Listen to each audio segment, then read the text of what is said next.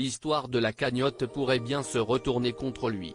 Ce vendredi, le chroniqueur d'extrême droite Jean Messia, qui avait lancé une cagnotte en soutien au policier qui a tué le jeune Nahel à Nanterre, a appris qu'il pourrait lui-même finir en prison après ce geste.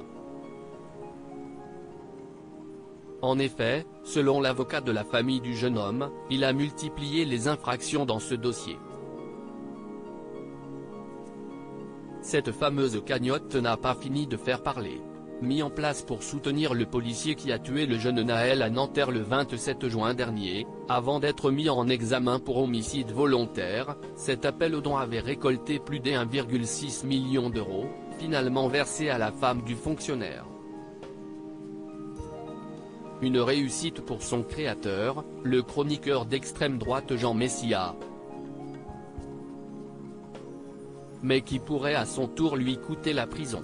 En effet, la famille du jeune homme tué par le policier a porté plainte pour escroquerie en bande organisée, recel d'escroquerie en bande organisée, détournement de finalité d'un traitement de données à caractère personnel et recel de détournement de finalité d'un traitement de données à caractère personnel, tout en dénonçant notamment les mensonges du quinquagénaire proche d'Éric Zemmour.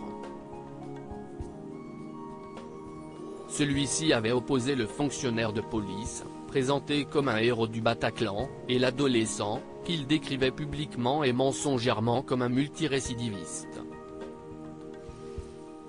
En réalité, le policier ne serait, en aucun cas, intervenu lors des attentats à Paris.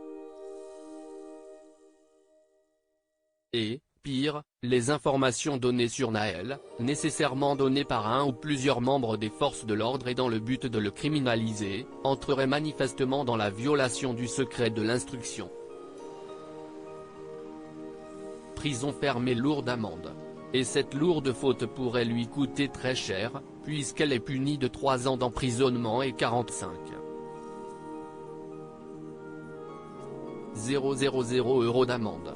Surtout qu'il cumule d'autres infractions, puisque la cagnotte pourrait être interdite si elle venait à servir à autre chose que d'aider la famille du policier à vivre. En effet, si elle est utilisée pour payer une amende, une sanction ou des dommages et intérêts, elle deviendra illégale et devra être rendue.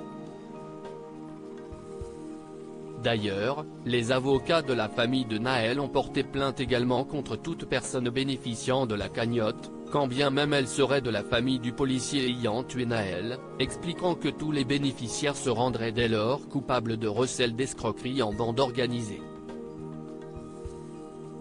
Selon nos confrères de BFM Télévision et de l'Indépendant, mises bout à bout, l'ensemble de ces infractions sont passibles de 10 ans d'emprisonnement et d'1 million d'euros d'amende. Une très grosse punition pour celui qui se satisfaisait de son succès.